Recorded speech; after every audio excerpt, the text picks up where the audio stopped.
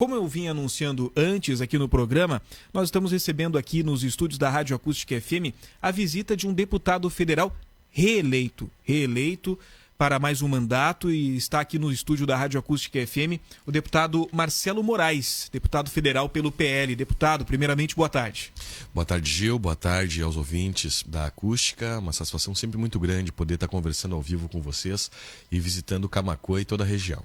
Bom, o deputado que inclusive esteve em visita aqui na Acústica FM durante o período eleitoral, você esteve fazendo as suas andanças por todo o estado do Rio Grande do Sul. Naquela oportunidade nós não conseguimos conversar, nós estávamos aí com uma questão de agenda, mas foi uma caminhada, né? Com certeza. Eu tive aqui em um momento da campanha em que eu acompanhava a Claudinha Jardim, isso. Que é a nossa candidata a vice-governadora na chapa com o Onyx Lorenzoni. E essa relação política com Camaquã, ela já não é de agora, né, Gil? Eu tenho uma atuação bastante forte aqui no município. Nós que começamos a trabalhar aqui, a família Moraes, né, que já teve o meu pai como deputado federal. Hoje tem a Kelly Moraes, que é deputada estadual, reeleita também pelo estado aqui do Rio Grande do Sul. É de sangue. Eu tenho mais um irmão ainda que é vereador no município de Santa Cruz do Sul. Mas a nossa relação aqui com o município de Camaquã, ela se deu a partir de uma convocação que nós recebemos dos fumicultores, né? Nós que somos de Santa Cruz do Sul, que é considerada a capital do fumo, porque lá, além da safra, além da lavoura de fumo, nós temos lá uma concentração muito grande das indústrias do tabaco. Sim. E isso faz com que nós tenhamos esse título de capital do fumo. E tendo em vista que Camaquã também tem uma quantidade significativa de fumicultores, que inclusive contribui muito com a economia, aqui com o aquecimento da economia da região, nós acabamos sendo convocados por esses fumicultores para poder atuar aqui nesse município. A partir da defesa do fumo, nós começamos a aproximar cada vez mais. Dentro destes mandatos que eu tive já como deputado estadual, fui 2 vezes deputado estadual, antes de ser deputado federal, agora sou deputado federal reeleito, no caso. Isso. Nessa caminhada, a gente trouxe muito recurso aqui para equipamentos agrícolas, para maquinário agrícola, e também tive uma proximidade muito grande com um hospital aqui do município, que inúmeras vezes eu consegui, a partir do pedido dos nossos amigos aqui de Camaquã, aportar recursos. São mais de 2 milhões de reais dentro deste mandato como deputado federal. E também a APAI esse ano, que nós conseguimos aportar um valor de 200 mil reais. Então, para mim, sempre é uma satisfação muito grande poder voltar a Camaquã, rever os amigos. Eu agora já reeleito, venho hoje em agenda aqui para trabalhar campanha sim, mas também já para começar a organizar o mandato para frente, né? Poder começar a organizar algumas coisas e alguns compromissos aqui com o município de Camaquã. Bom, a gente teve a oportunidade de conversar não somente no ar, mas também fora do ar com alguns candidatos, né, a deputado nas eleições deste ano. E a gente via a preocupação de uma campanha eleitoral, né, de você estar na rua buscando o voto, tentando convencer o eleitor das suas propostas, né? E havia uma grande dificuldade, né, de conseguir buscar esses votos junto com o eleitor.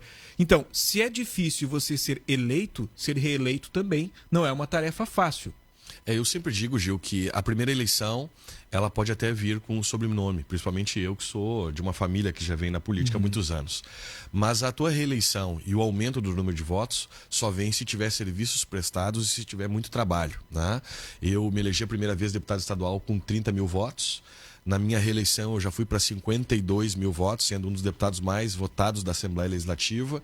Na sequência me elegi deputado federal com 70 mil votos e agora eu alcancei a marca de 84, 85 mil votos quase nessa última eleição. Eu agradeço profundamente, né, o apoio, não só aqui do município de Camaquã, mas de toda a região que concentrou votos aqui na minha candidatura, confiou no meu trabalho. E isso só reforça e aumenta o nosso compromisso com Camaquã e com toda a região, né? Nós sabemos a dificuldade que é uma campanha eleitoral. Nessa eleição em especial, nós tínhamos concorrendo 80 e poucos candidatos a mais para deputado federal do que na eleição passada. E isso fez com que muitos candidatos candidatos, muitos deputados, inclusive já com mandato, tenham diminuído as suas votações e alguns diminuíram até porque drasticamente. Com esse número muito grande de candidatos acaba diluindo um pouco. E né? a disputa fica mais acirrada. Exato. Né? E a grande maioria dos candidatos que já estavam no mandato acabaram diminuindo as suas votações e eu, graças à ajuda da região e graças à ajuda dos nossos amigos, daqueles que confiam no nosso trabalho, eu consegui aumentar significativamente os votos, garantindo essa cadeira tão importante para o desenvolvimento dos municípios onde nós atuamos, mas principalmente para continuar fazendo a defesa dos fumicultores aqui no nosso estado e do nosso país. Bom, você falou já, segunda ou terceira vez durante esse nosso bate-papo, sobre os fumicultores, né? Sobre a defesa do trabalho do homem do campo, principalmente produtor de tabaco. A gente vê muitas dificuldades para essa categoria que enfrenta tantas adversidades, né, ao longo de uma safra, por exemplo. Vamos citar o exemplo de uma safra. Você tem as condições climáticas que acabam interferindo e muitas vezes trazendo prejuízos, ou seja, a seca, ou então daqui a pouco o granizo, ou seja, são alguns dos exemplos de dificuldades que o produtor enfrenta numa lavoura de tabaco. Depois de tudo isso, depois de conseguir recursos para conseguir plantar uma lavoura de tabaco, que não é nada fácil, é difícil hoje em dia, ele ainda enfrenta a dificuldade na hora de comercializar o seu produto. Como é que você acompanha tudo isso e de que forma você, no seu mandato como deputado federal, ou até mesmo nos seus mandatos anteriores como deputado estadual, conseguiu trazer um alento para esses produtores? Nós temos a questão climática, nós temos a questão da negociação, nós temos a questão da perseguição com o tabaco em função desse discurso da área da saúde, mas eu tenho alertado muito os produtores de tabaco, Gil, de que em governos passados, nos 4 governos petistas, nós tivemos a maior perseguição da história contra os fumicultores, né? Foram os governos petistas, em especial o governo Lula, que assinou a Convenção Quadro, que é uma convenção mundial organizada pela Organização Mundial da Saúde e que lá sistematicamente se discutiam temas que vinham a prejudicar a nossa produção, como por exemplo, limitação de área plantada, o término da assistência técnica que hoje é dada pelos instrutores de fumo, a possibilidade de não haver mais financiamentos para a cultura do tabaco e inclusive uma delas foi implementada. Hoje, por exemplo, o produtor de tabaco não tem mais acesso ao Pronaf e custeio.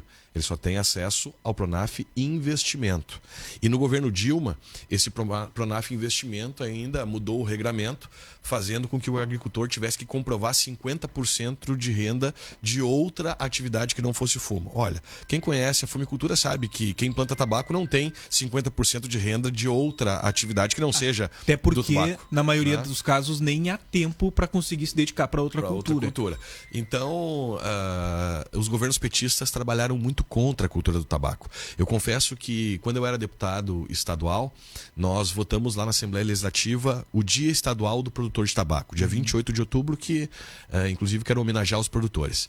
E, na oportunidade, a bancada do PT se retirou toda em protesto contra os fumicultores. Então, eu tenho alertado muito, porque nos governos passados, toda semana nós tínhamos alguma medida que vinha a prejudicar os fumicultores. Foi o governo Lula que implementou a CONIC, Comissão Nacional de Implementação da Convenção Quadro, ou seja, um órgão brasileiro que vinha a trazer prejuízos para a cadeia produtiva, e o governo Bolsonaro agora, nesses 4 anos, extinguiu então a CONIC e teve uma participação na Convenção Quadro, deixando sempre muito claro que não é contra a produção de tabaco, até porque entende um pouco dessa realidade, né, Gil? Nós precisamos deixar muito claro aqui que ninguém é a favor de fumar. Eu não fumo, por exemplo.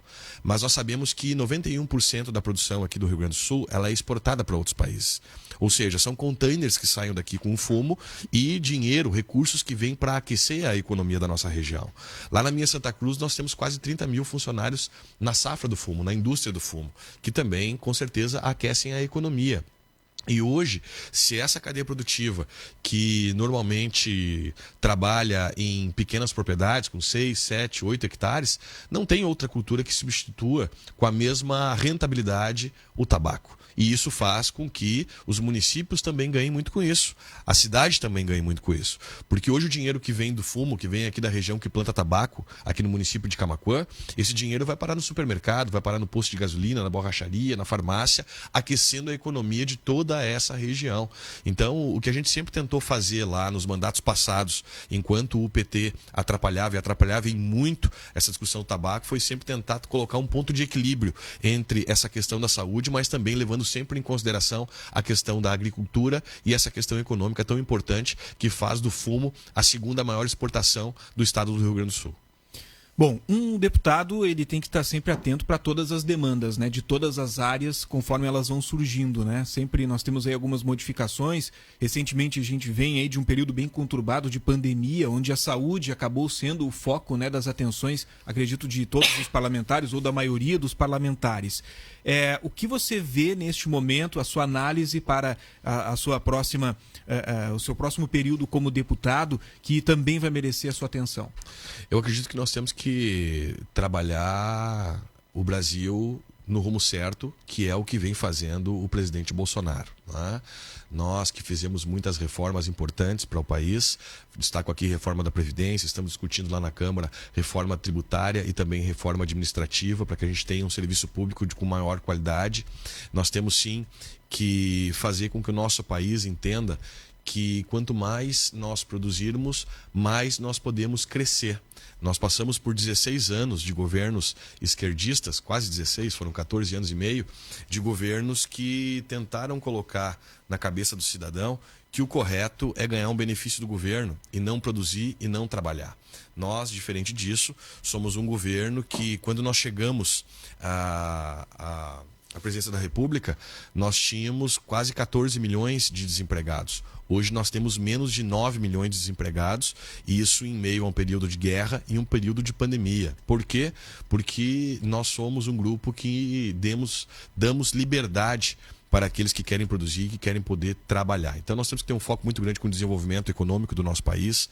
Nós temos sim também que cuidar da nossa agricultura, até porque quem segurou a onda, quem segurou agora as dificuldades financeiras do período da pandemia foi o nosso agro, que inclusive tem um trabalho excepcional feito pela então ministra Tereza Cristina, que abriu várias frentes de mercado em outros países, fazendo com que houvesse uma significativa valorização dos nossos produtos. Eu digo que nos governos passados, por exemplo, quando se vendia a soja a R$80 o saco, se comemorava. Dentro deste governo nós conseguimos chegar à marca de R$200 a saca.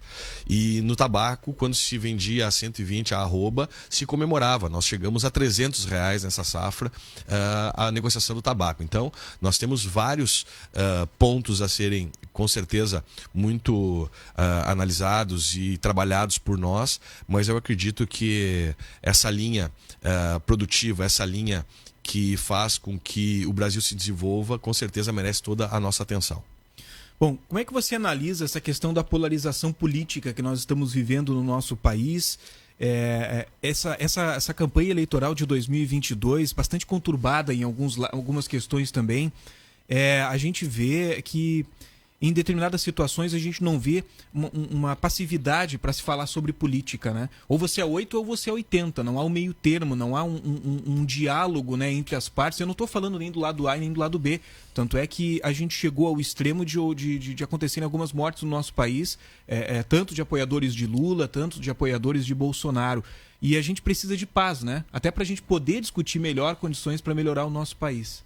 Olha, Gil, eu que acompanho a política há alguns anos, eu noto que as pessoas que criticam essa polarização são as mesmas pessoas que criticam a quantidade de partidos existentes aqui no nosso país. Uhum. Né?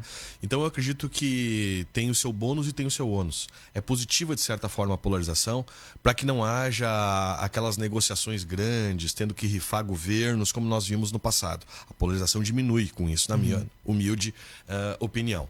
Mas também ela acirra os ânimos. Por exemplo, aqui hoje nós acompanhamos uma eleição tão acirrada que a gente acompanha, inclusive, algumas instituições que não deveriam se manifestar se manifestando. Eu falo aqui, por exemplo, de um STF, que passou durante os 4 anos mostrando claramente o seu lado político e, na minha opinião, rasgando a Constituição em várias oportunidades. Nós vemos hoje um TSE que é o maior cabo eleitoral do grupo de esquerda aqui no nosso país. Tanto é verdade que agora proibiu com que os veículos de imprensa falem algumas verdades, né? Por exemplo, na questão do ex-presidente Lula. Pô, ele foi preso. Ele passou quase 15 dias no presídio, preso.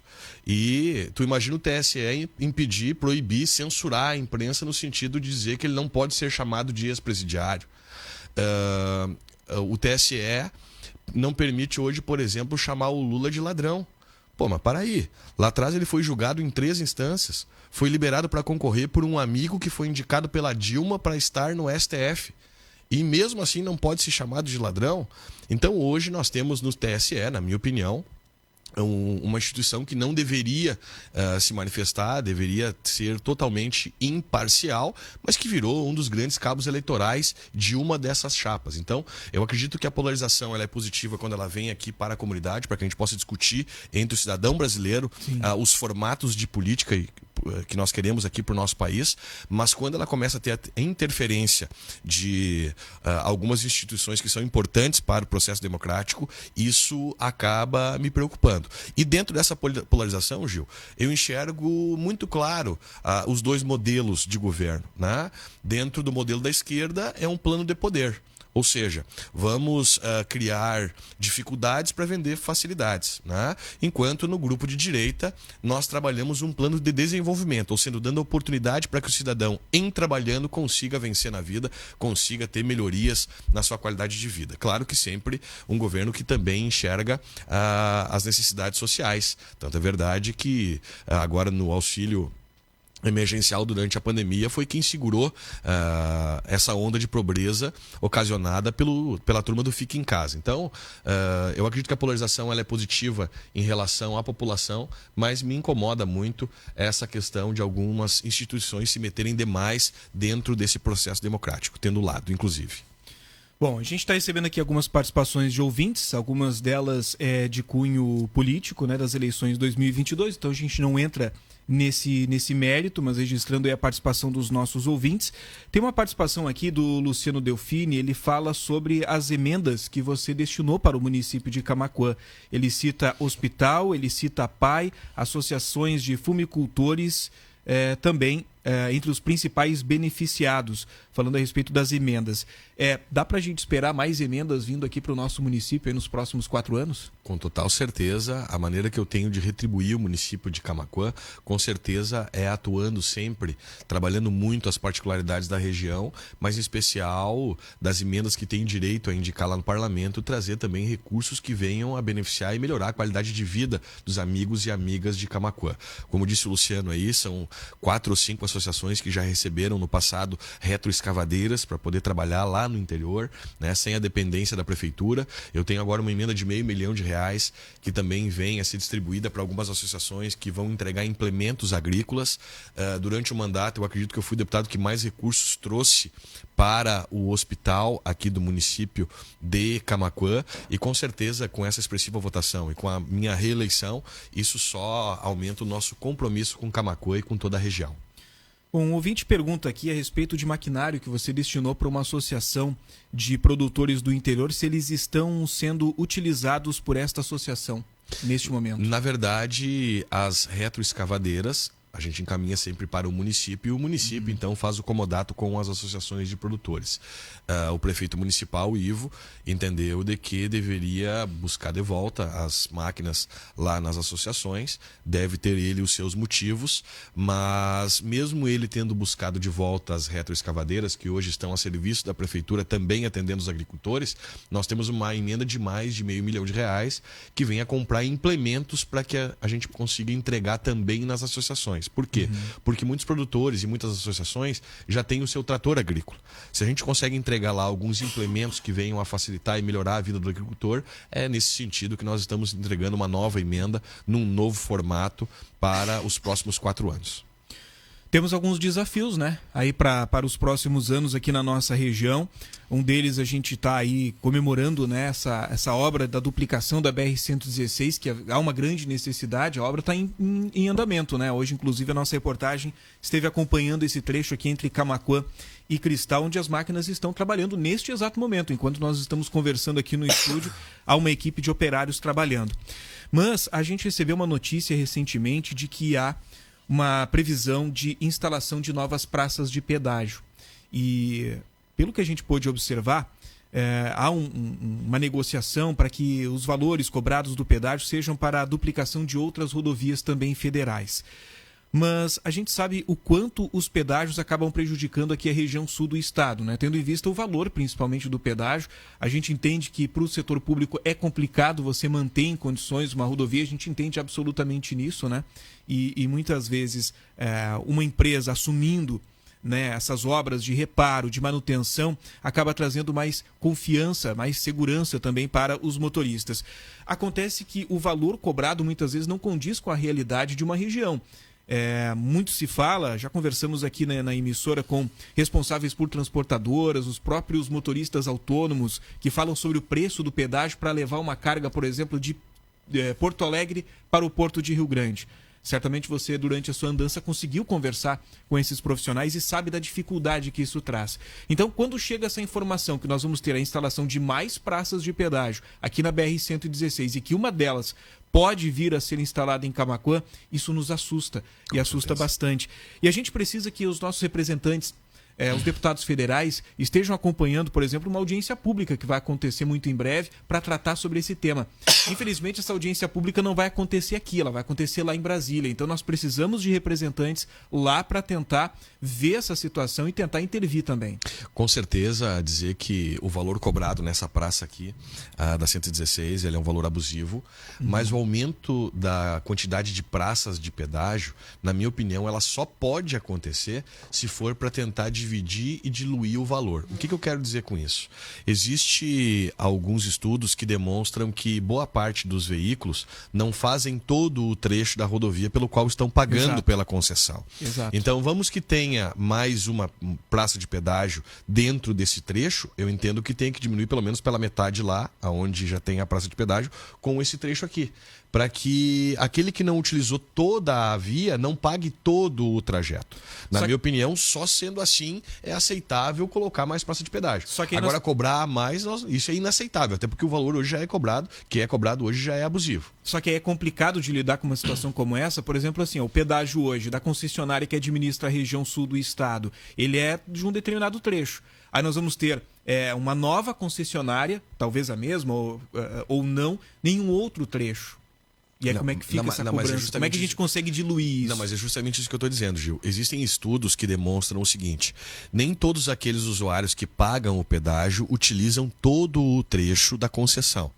O que eu estou dizendo aqui é que existem estudos lá em Brasília que demonstram a possibilidade de dividir aquele valor por algumas praças de pedágio dentro daquele trecho. O que eu estou dizendo é que não deve ser colocado mais uma praça aqui. Não, primeiro que eu sou contra. Mas se isso vier a acontecer, na minha humilde opinião, o valor lá deve diminuir e ser diluído dentro do valor dessa nova praça que seria colocada em um outro trecho dentro da mesma concessão, fazendo com que aquele cidadão, aquele usuário que não usou todo o trecho, ele não vai pagar toda a sua circulação. Não sei se tu está me entendendo. Sim. Ou seja, se ele for mais longe, ele então vai pagar a segunda etapa dentro do mesmo preço, que na minha opinião já deveria inclusive diminuir, porque na minha opinião é um valor abusivo. Mas eu quero aqui aproveitar o gancho, aproveitar a oportunidade para também elogiar o governo federal, que a partir do Exército conseguiu trazer aqui para essa região esta grande e importante obra que é a 116. Nós temos que rediscutir essa questão do pedágio, temos sim, temos que tentar diminuir valores e até olhar com um pouco mais de carinho essa questão de, com mais praças, diluir o mesmo valor ou menor por mais praças, para que tu não pague todo o trecho, sendo que tu não usa todo o trecho, né? No sentido de tentar melhorar aí essa relação com os usuários. Até porque isso interfere totalmente aí, não só na vida daquele que está a passeio, né? Isso interfere também na vida dos caminhoneiros, e se interfere na vida dos caminhoneiros, também interfere no preço dos produtos que são vendidos lá no supermercado. Então nós temos sim que olhar com muito carinho essa questão dos pedágios. Sei que o General Mourão tem aí puxado uma frente no sentido de montar uma audiência pública lá em Brasília, e vocês podem ter certeza que eu vou estar indo lá contribuir também com a minha posição, que é favorável à diminuição do valor, ou se colocar mais praças, que se dilua o valor do trecho todo da concessão pela quantidade de praças, para que o usuário não pague a mais por um serviço que hoje já é cobrado, na minha opinião, de forma abusiva. Até porque eu achei interessante você citar a participação do Exército, né, na construção desse trecho da BR-116, porque essa nova concessionária que vier administrar o trecho já está pegando ela duplicada, ou seja, não tem aquele argumento, são obras, daqui a pouco até pode haver uma obra de melhoria, alguma questão, mas no aspecto geral já vai pegar um trecho duplicado, já não vai ter esse custo. Então, essa questão, o valor cobrado é somente para a manutenção dessa rodovia. E uma rodovia nova. Exato. Né? Uma rodovia que não está sucateada, uma rodovia que não tem muitos anos de utilização. Então, eu acredito que nós temos que ver qual é o formato desta nova praça de pedágio e se ela vai ser uma extensão de quem já tem a concessão desse trecho, que é o que eu acredito que vai acontecer, ou se vai ter uma nova concessão. Então, nós temos sim que fazer essa audiência pública para poder aprofundar essa questão técnica, para tentar encontrar alternativas com que não onere mais ainda os usuários aqui da 116.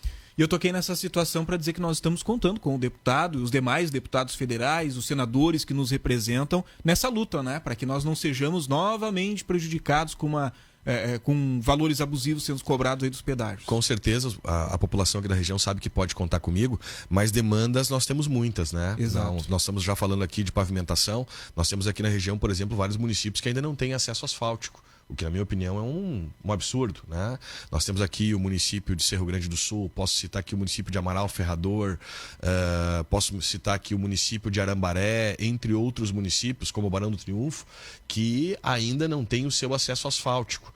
E nós precisamos, sim, começar a trabalhar muito forte para tentar resolver essa situação. Claro que isso não se resolve no estralar de dedos, depende de recursos, depende de valores para poder entregar essas obras, mas eu acredito que tudo isso começa com pelo menos os projetos, né? Uma outra obra importante que tem aqui, Gil, é esse asfaltamento do trecho que sai aqui de Dom Feliciano e vai até o município de Encruzilhada do Sul. Exato. Uma obra importante de 60 quilômetros, uma obra cara, uma obra que vai custar pelo menos 200 milhões de reais, mas que ela vem a ser muito importante para escoar a produção de fumo de toda essa região.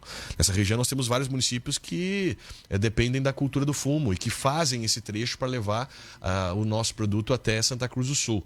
E mais do que isso, é um trecho que poderia fazer a ligação da região central do estado com o litoral de Água Doce, fomentando cada vez mais o turismo aqui da Lagoa dos Patos. Então, nós temos muitos desafios aí nessa região, não só a questão da 116, mas tentar buscar algum formato, buscar algum tipo de financiamento, buscar aí alternativas para tentar entregar então a pavimentação para esses municípios que ainda não têm acesso e também essa importante obra que liga Dom Feliciano ao município de Encruzilhada do Sul. Nós temos um compromisso da Claudinha Jardim, que esteve comigo aqui na rádio e que nos garantiu que pelo menos o projeto inicialmente nós vamos estar fazendo caso o Onix vença a eleição. E isso já é um primeiro passo para que a gente possa buscar aí fonte de financiamento para poder entregar essa obra tão importante para a população da região central do estado, mas também para aqui a região sul. Para o ouvinte poder se situar, o acesso asfáltico para Amaral Ferrador, que o deputado acabou de citar, é aquele episódio que nós estivemos conversando com o prefeito da cidade de Amaral Ferrador recentemente. Ele disse para a gente o seguinte: gente, eu estou apavorado, eu não sei o que eu faço, a gente está literalmente ilhados. E nós, mas só um pouquinho, prefeito, como assim? Olha, ninguém entra e ninguém sai aqui do município. Já teve uma gestante que o parto aconteceu no barro, literalmente. Porque não havia tempo suficiente para chegar num hospital. Então são questões sim que deve ter aí esse olhar diferenciado para a gente. Já que tem um ouvinte, Elemar, pergunta o seguinte: quanto à duplicação da Ponte do Cristal, viadutos de Tapes e também viadutos de Camaquã, como está esse planejamento? Já temos empresa destacada para isso? Como é que está? Vamos ver essa Ponte do Cristal, a nova Ponte do Cristal, que é uma ponte grande, né? Uma ponte longa.